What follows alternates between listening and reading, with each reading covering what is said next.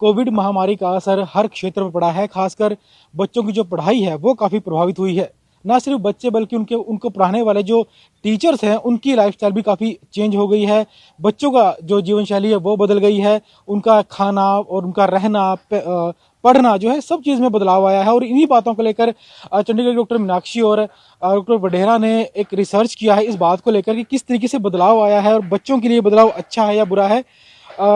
मैं आपसे जानना चाहूँगा, जो रिसर्च है, ये रिसर्च आपने किया, शुरुआत कहाँ से हुई, इस रिसर्च के बारे में कहाँ से सोचा? देखिए ऐसा है कि इस टाइम पे इंडियन गवर्नमेंट का बहुत ज़्यादा स्ट्रेस है कि इनोवेशन के ऊपर और रिसर्च के ऊपर। तो मुझे लगता है एज टीचर कि जहाँ पे हम लैक करते हैं वर्ल्ड में वो है रिसर्च। तो हमारे बच्चे जो हैं वो स्कूल लेवल से तैयार नहीं होते हैं उस रिसर्च के लिए। तो इसलिए हमने सोचा कि एडुसेंसे के माध्यम से कि हम बच्चों को रिसर्च कराएं, इनको उस चीज़ के लिए तैयार कराएं कि वर्ल्ड में ये लोग कहीं भी जाएं तो ये इनको पता हो कि रिसर्च क्या है। और कोविड का टाइम ऐसा था जहाँ ये कहीं बाहर नहीं जा सकते थे, तो हमने कोविड से रिलेटेड ही सब टॉपिक लिए और जो कि बिल्कुल इनके आसपास हैं, जैसे कि एजुकेशन।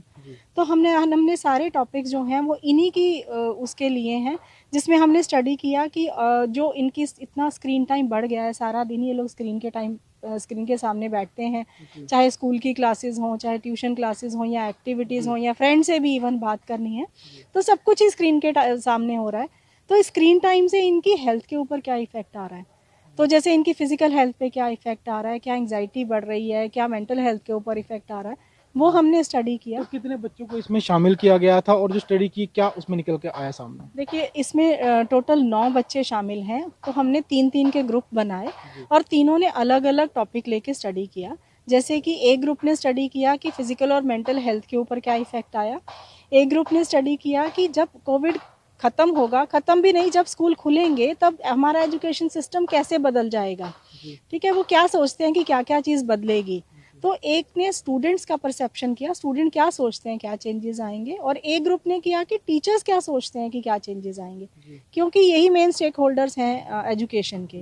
तो इन्होंने स्टडी किया कि कैसे वो क्या क्या समझ रहे हैं कि क्या सब कुछ ही ऑनलाइन हो जाएगा या कुछ ऑफलाइन रहेगा, कुछ ऑनलाइन रहेगा। तो उसमें उन्होंने डिफरेंट एस्पेक्ट लिए एजुकेशन के और उसके ऊपर रिसर्च किया।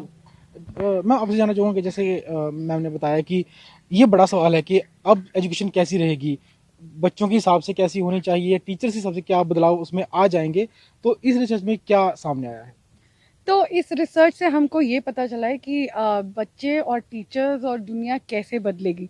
तो जैसे फॉर एग्जांपल अब जैसे ऑनलाइन फूड ऑर्डरिंग आपकी बहुत ज़्यादा बढ़ गई है, उससे उनकी हेल्थ को प्रॉब्लम्स आएंगी। अब जैसे आपका स्क्रीन टाइम बहुत ज़्यादा बढ़ गया है तो उसमें आपको इश्यूज आने के पूरे चांसेस हैं। तो अवेयरनेस जो है वो बहुत ज़्यादा होनी चाहिए।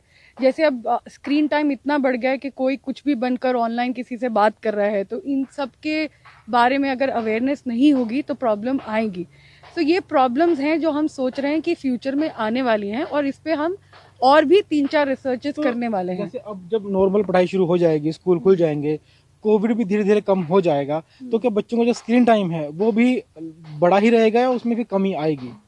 तो देखिए स्क्रीन टाइम एक बार बढ़ जाए तो उसको घटाना बहुत मुश्किल है। मतलब ये तो एज अ काउंसलर हम इतने सालों से देख रहे हैं। तो हमारे को बच्चों को अवेयर करना है कि हमारे को स्क्रीन टाइम और पर्सनल टाइम के अंदर एक बैलेंस बनाना है, जो इस समय वो बिगड़ गया है।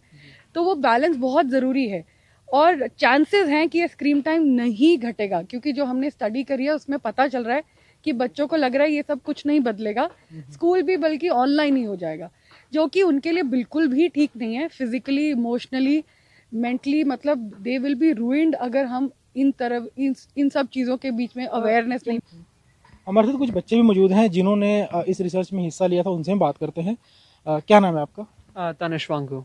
तनिष्क, आपने इस रिसर्च में हिस्सा लिया, तो जो ये रिसर्च चल रही है स्टडी को लेकर, तो ऑनलाइन स्टडी आपने भी की होगी ड्यूरिंग लॉकडाउन, तो आपका क्या एक्सपीरियंस था और अभी आप क्या सोचते हैं ऑनलाइन स्टडी और स्कूल की स्टडी के बारे में?